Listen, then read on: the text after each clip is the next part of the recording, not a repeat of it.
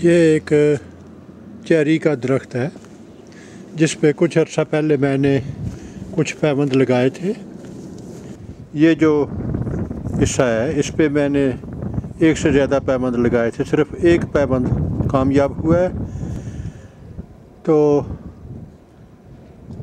ये है कि अभी इसका कुतर जो है वो तकरीबन 2-2.5 इंच है। 3 पैबंद होते तो ये इसका जो बलाई हिस्सा है इसको दरख्त की जिल्द ने इसको ढांप लेना था। अगर आप लकड़ी को गौर से देखें तो इसमें काफ़ी क्रैक्स हैं। तो ये लकड़ी का बलाई हिस्सा जो है वो खुश्क हो रहा है। अभी मैंने इस तने को पैबंद के लिए तैयार कर लिया है। ये ऊपरी छिलका जो कि खुश्क हो के मर चुका था उसको मैंने सारा उतार दिया है। अभी इस जगह पे मैं इसके कुतर के हिसाब से 3 पैबंद लगा दूंगा। एक ये मैं इसके छिलके पे तिरछा सा कट लगाऊंगा। ये मैंने चम्मच की गोलाई को इस्तेमाल कर रहा हूँ ताकि इसमें जगह बनाई जा सके। इस सायान पे एक लंबा कट लगाएं।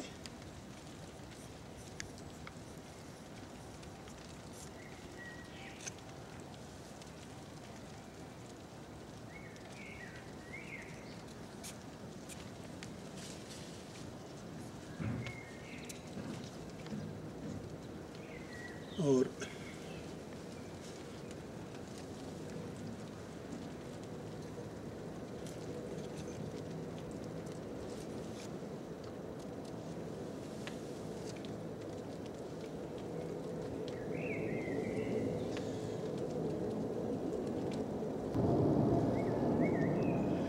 अभी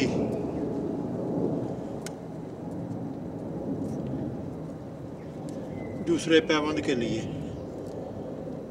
इसके छिलके में एक कट लगाए। कट लगाने के बाद मैं ये चम्मच की गोलाई को इस्तेमाल करूँगा। एक कट लगाएं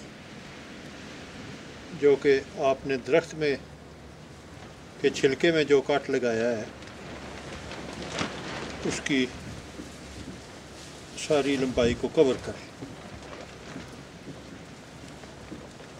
और जितना लंबा कट होगा उतना पैबंद की कामयाबी के इम्कानात उतने ही ज़्यादा होंगे। क्यों तो अभी इस तरफ ये छिलके में तीसरा कट, यहाँ पे भी मैं वही गोलाई को इस्तेमाल करूँगा। इस पे एक लंबा कट लगाएं।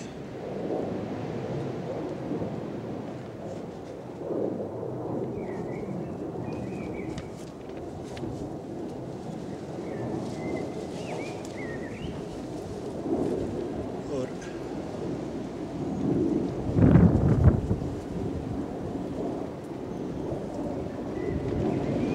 इसको आप नीचे दबाते जाएं। जिस जगह आपने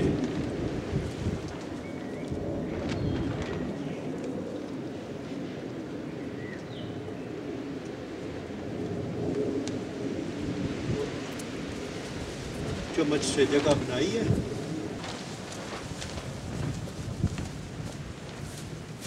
अभी ये तीनों पैबंद मुकम्मल हो चुके हैं।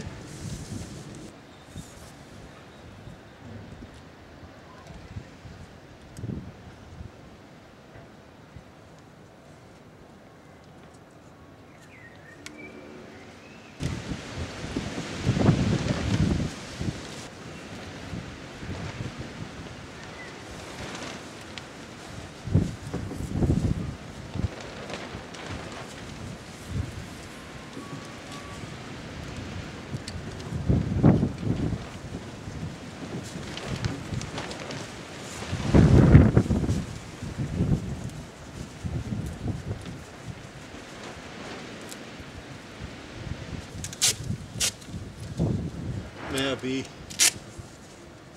सिर्फ जहाँ पे मैंने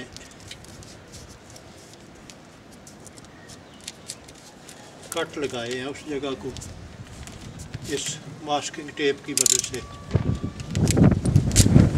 सील करूँगा ताकि पिघला हुआ मोम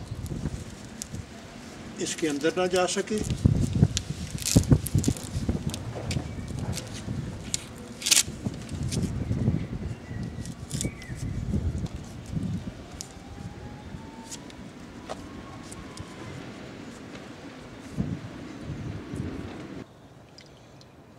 अभी मैं इसको सील करूँगा।